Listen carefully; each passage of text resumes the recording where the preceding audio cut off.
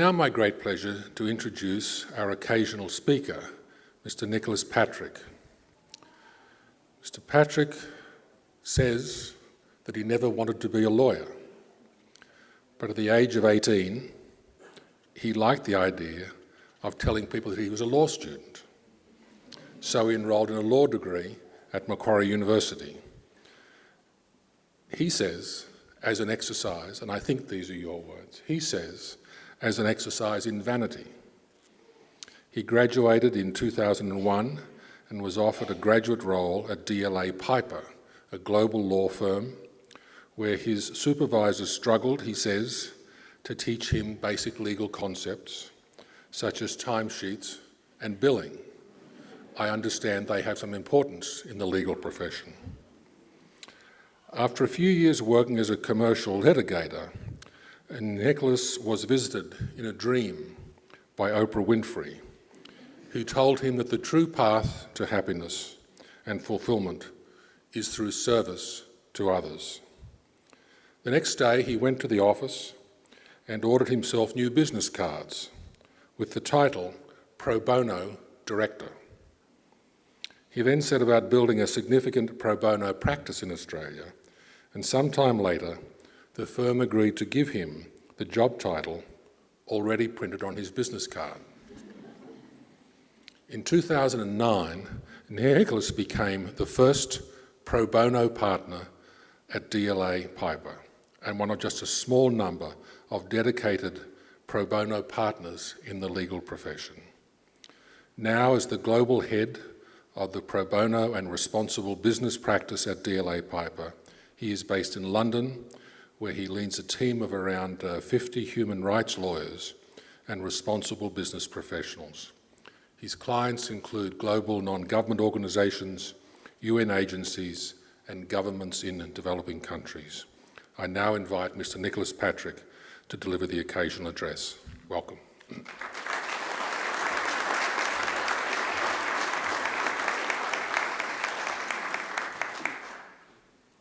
Thank you very much, Professor Doughton. Vice-Chancellor, faculty, staff, distinguished guests, graduates, family, and friends. It's a huge honour and privilege to be invited here today and to celebrate this fantastic day with you all. I just want to start today by acknowledging the traditional owners of the land, the Wallumattagal people of the Darug Nation.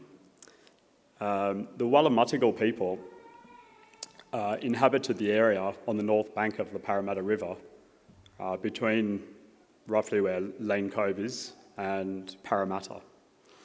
And when European settlers arrived in Australia and they first rowed their boats up the Parramatta River, they recorded very friendly interactions with the Wallumattagal.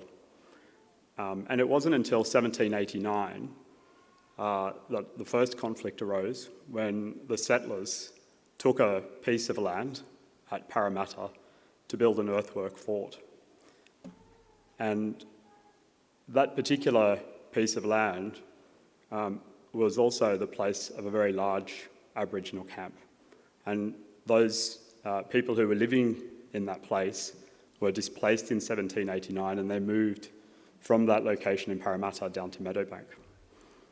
What happened over the next few decades is that governors in the colony made grants of what they then called Crown land to a number of settlers up and down the Parramatta River, and they also created a lot of areas that were called commons for use by the European settlers.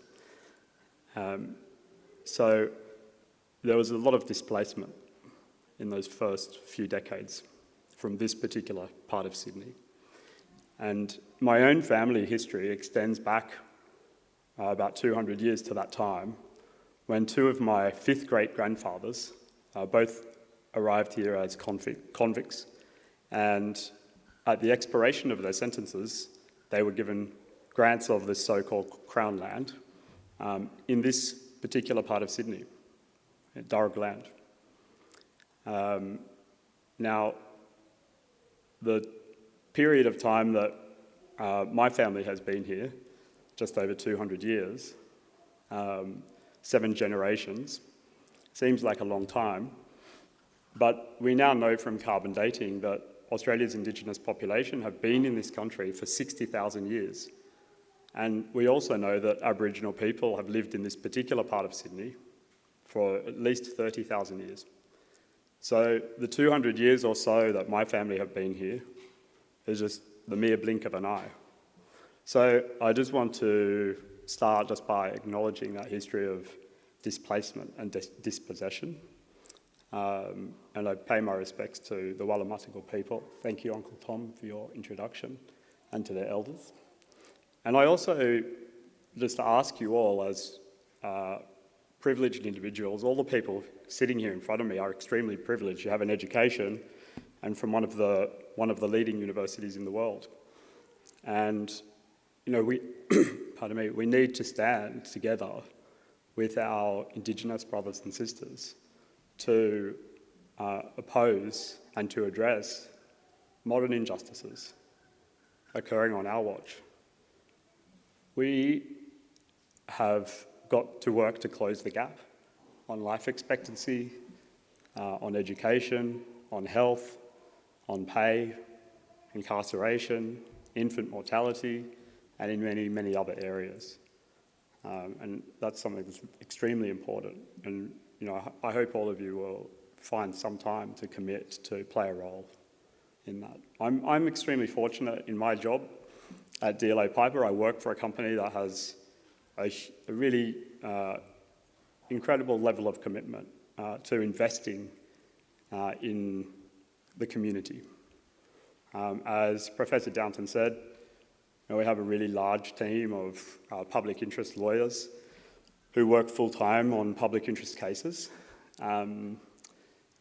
But also every one of the 5,000 or so lawyers at DLA Piper is expected to do pro bono work as part of their job. We obviously do a huge range of work all over the world, where the pro bono practice spans more than 100 offices in more than 50 countries. But I just want to share with you today just a couple of the projects we run. And we run, because we work a lot with universities, and so I thought I'd just share a couple of the projects that we're doing at the moment with universities. The first one is our Global Scholarships Program, which I launched in 2017. And the purpose of that scholarships program is to support law students studying in the 47 least developed countries in the world. We have very good relationships with the law schools and the deans in those 47 countries. And the deans actually help us a lot by selecting the top 2 or 3 students in the class. Usually they're in first year. And then we interview just a handful of the top students from each university, and then we award usually about 30 scholarships a year. It's a 3-year program, so we have around 90 students in the program at any one time. The students receive their full university tuition, they receive a stipend, all their education-related expenses are paid, but most importantly, they have the opportunity to come and spend time working in DLA Piper offices around the world in their semester breaks. So, students from Guatemala might come and work in our Sydney office. Students from Malawi will be working in Dubai. Students from the Gambia might be working in London. All of the students also come together in Nairobi at the beginning of the program for an induction, so they all get to meet each other. And at the end of the 3-year program, when they all graduate from their degrees, they all come to London and they participate in a leadership program at the Sade Business School at Oxford University.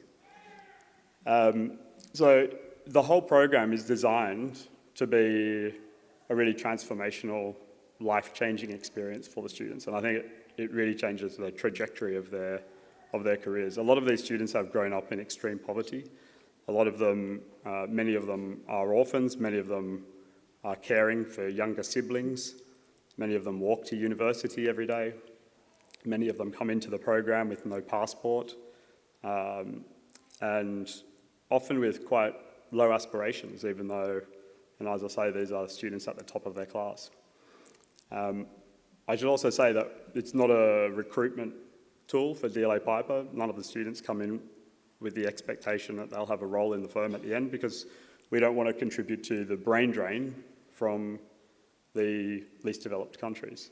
So part of the selection criteria for this program is that the students have to be committed to supporting economic and human development in their own country. And the one exception to that general rule is the 3 students we had in Afghanistan, who we evacuated to the UK when the US withdrew and the Taliban took power. Those students were specifically targeted by the Taliban for being international collaborators. They had photos of themselves on their Facebook, in London or Dubai and other places, and that made them targets, unfortunately.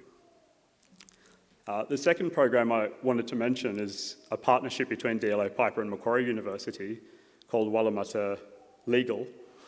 We launched Wallamutta Legal last year. It's based here at the university, and it's Australia's first, probably the world's first, non-profit family law firm. The firm delivers low-cost family law advice on a non-profit basis to people who we sometimes call the missing middle. These are people who can't afford to pay for legal services, but they also don't qualify for legal aid. So they usually have some income, but limited income.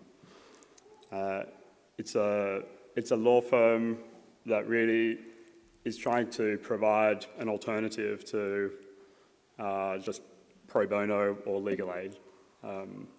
And it's an innovative project. I think it has funding support from DLA Piper for the first 3 years, but it's a model that we think will become self-sustaining in that time. It's the second one of these non-profit law firms we've established. The first one we set up a few years ago with Georgetown University Law School in Washington, DC. This is the second, and we have a commitment to expanding this model around the world as a way to promote access to justice. Now, I mention these 2 programs because all of you are about to embark on the next stage of your lives, the beginning of your careers. Many of you will go into jobs. All of you will be doing different kinds of jobs in different kinds of businesses. And I really just want to encourage you all to use whatever platform you have in your roles, whether it's part of your job description or not, just to think about how you can make a positive impact in society. In my experience, there's very little resistance to people trying to do the right thing. Businesses have enormous potential and also a unique ability, really, to have a positive impact in the world. And so, try to always stay focused on that through your careers. In my first year after graduation, I set up a small mentoring program in the Sydney office of DLA Piper with a school that was from a lower socioeconomic area. The budget for that program was about $200. It just paid for the catering and the bus, I think, to swing past the office and bring the students in a few times a year. It was a very modest program, but had it not been for that experience running that mentoring program in my first year out of university, I think it's highly unlikely that I would have been in a position 15 years or so later to set up the Global Scholarship Program, which now, as I say, runs across 47 countries around the world. The other thing that I did in my final year of university and in my first year out of university was volunteer at Redfern Legal Centre. After a couple of years volunteering at Redfern, I ended up serving about 10 years on the board at Redfern and also as chairman of the board at Redfern.